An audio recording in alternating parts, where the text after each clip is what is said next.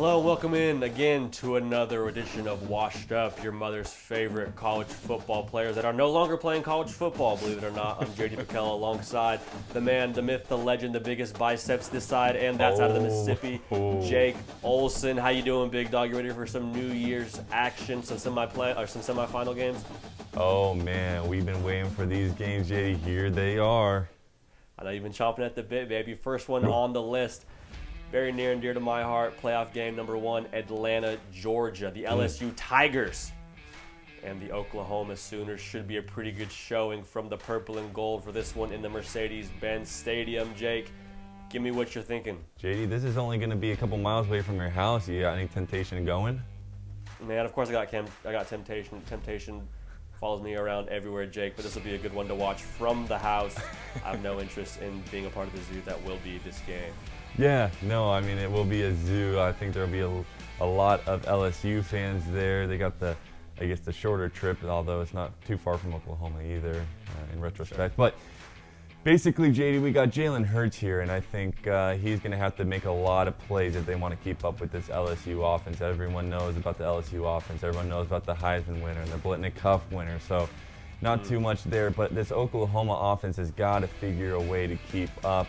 JD, against your Baylor Bears there, JD, they're only rushed 2.9 yards per play, so not looking too good against a tough defense. They've also been under 200 yards of passing offense over the last 3 games. So this Oklahoma team doesn't come in with the strongest numbers. Again, they face some defenses that seem that they've gotten the best of them. So that worries me against this LSU defense, that on top of how great LSU's offense is, their defense, especially throwing against them, only I think 3rd best in the country, around 50% completion rating. It's going to be tough to move the ball, and they're going to have to figure out a way to do it. Obviously, Hurts can hurt them with their legs, but he's going to have to make plays. Yeah, they've really kind of limped into this game offensively. They've been able to do just enough the last 3 contests, the most recent one against Baylor in the Big 12 title game. But listen, this offense, like you said, goes through Jalen Hurts. Him running the football is going to be a catalyst for everybody else on this team. In addition to that, I think CeeDee Lamb, the wide receiver, everything for the Oklahoma Sooners, he is going to be the difference maker in this game. The offense will go as he goes. I don't anticipate Jalen Hurts having a ton of success running the football, so it's going to be on CeeDee Lamb to be the spark plug and everything else for this offense. And listen, LSU's got a pretty good corner on the other side of the field. Freshman Derek Stingley, he was 2nd team All-SEC, but he was 1st team All-America. Not quite sure how that works out, but listen, Stingley, they should call him Stingy because he doesn't allow anything over on that side of the field, Jake. I anticipate him to give CeeDee Lamb fits all day long. They're going to have to find a way to score points, Jake, because this 12.5 by LSU, I think they might just cover that. I think that's a very, very real number for them to cover, and I think LSU wins this game behind basically a home crowd in Atlanta on New Year's. Yeah, or New Year's I agree with you. I think this Oklahoma defense will hold LSU in the first half or so, but I do think it will open up in that second half. I think LSU will go out there, be able to just start marching down the field, and it could break open, JD, and do that 14, 21-point lead. I got LSU obviously covering here as well.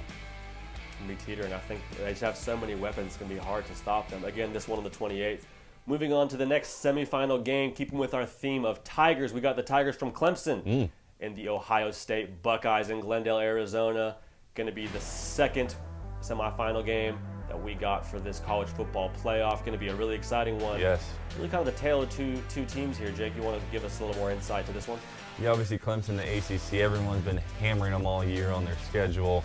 This team is still so good. I mean, they've done what they are supposed to against some of these matchups they face in the ACC. On the other side, obviously Ohio State in the Big Ten took care of every single team. A little scary against Wisconsin, that Big Ten championship game, but they did exactly what they were supposed to in that second half and what I thought they would do to them all game long.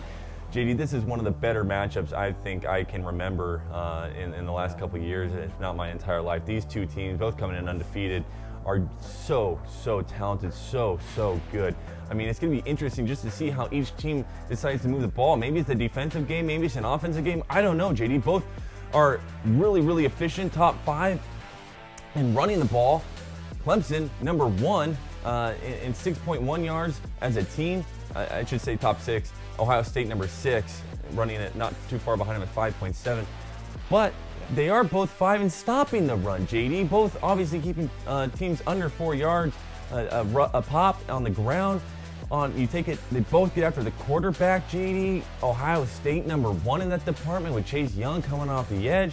Both are 1 and 2. Literally Clemson and Ohio State 1 and 2, 0.1% apart, 50.5 and 50.6 in opponent completion percentage. So I don't know how these quarterbacks are going to be throwing the ball. They obviously have the weapons too, but this is going to be a very interesting game just to see how well they can move the ball, how well they can stop the ball. I don't know what's going to go on here, JD, but I know that obviously these two teams will be ready to play. If it's up to me, I'm taking the better quarterback, and I think that belongs with Fields and Ohio State. That's a very hot take, very, very hot take, but I'm right there with you, man. I went back and forth the whole time going over this game and thinking, okay, well, Clemson does this well, but then Ohio State does this well, and then, they run the ball well here, but they stop the run here. So just so many things to account for with this game, obviously, with the amount of talent and the amount of, just depth both these teams have. Justin Fields and this offense for Ohio State, though, really just catch my eye when I'm looking down at the numbers. J.K. Dobbins, over 1,800 yards. Jake, really might have been a snub for the Doak Walker. I'll leave that up to the people that are, paid to decide that. But he is an absolute specimen. Very hard to bring down. Very rarely just the first defender bring him down. And then on the other side, or not on the other side to say, on his other side, next to him in the shotgun, you got Justin Fields, who's completing 67.5% of his passes, meaning that ball does not touch the ground unless it's in warm-ups, Jake. So, listen, when it comes down to it, Trevor Lawrence has been a talent, obviously, but he's been a little bit inconsistent this year. Clemson, they're chomping at the bit.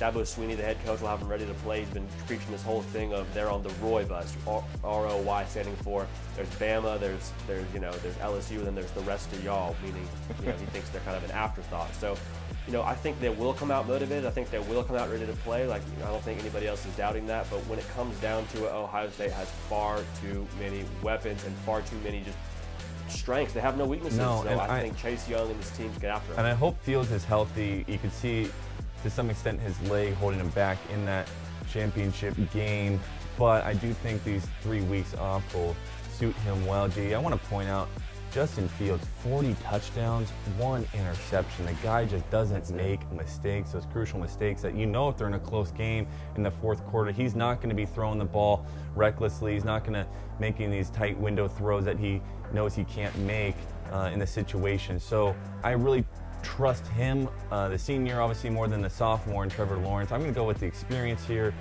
Justin Fields, I really do think he gets Ohio State the win in the semi-final game to go play LSU in that national championship game. Jake, I'm right there with you. I think, wait for it, I think Justin has a Fields day with this Clemson defense. Yeah, no, I know that's straight off the noggin, I think. Yeah, so, yeah. Well, it's Clemson -2.5 here, so JD, we get points with this one as well. And I'm excited again to watch this matchup. Both these matchups are going to be just pleasures. Unfortunately, they're on December 28th, not New Year's Day when you're recovering from all that eggnog. Instead, you got to watch them on the Saturday, the 28th. But hey, we get them regardless. So I'm happy about that, JD. Where are you going to be watching these games? At home? I'll be watching this in Sweet Home Atlanta. There you go. Well, I will be watching them at the Eggnog Factory, which is my house, I guess. So anyways, this is Washed Up, your two favorite washed up football players, bringing everything you want to know about this bowl season. We will be back with more bowl coverage, New Year's Six bowls, and everything else you want to know. Your mother's favorite sports show. Give us a like, subscribe to hear more about us. Washed Up. It was your mother.